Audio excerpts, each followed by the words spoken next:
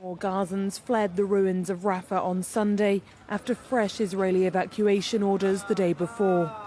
I wasn't planning to leave, but I'm leaving now because there's no one left in the camp. We're tired and lost. We don't know where to go. Israeli flyers point them towards the so-called humanitarian zone of Al-Mawasi on the coastline of northwestern Rafah, even though aid organizations say this area is not ready to receive an influx of displaced people.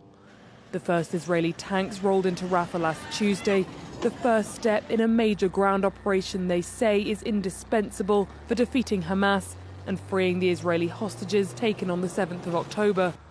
But amid international outcry at what the UN says would be an epic humanitarian disaster, their number one ally is turning up the heat. And we've said to Israel that we will not support an operation in Rafah, a major military operation, in the absence of a credible plan to protect civilians. And they still haven't delivered it. So, adding that such an offensive would not be effective in eliminating Hamas. This after President Biden decided to suspend a shipment of 3,500 US bombs to Israel last week.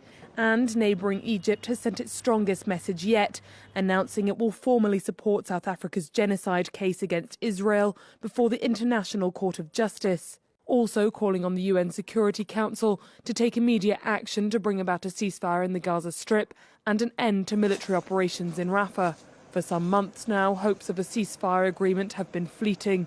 US President Biden told an audience on Friday that there would be a ceasefire tomorrow if Hamas released the hostages, while Turkish President Erdogan condemned the US and European states' failure to pressure Israel into a ceasefire deal.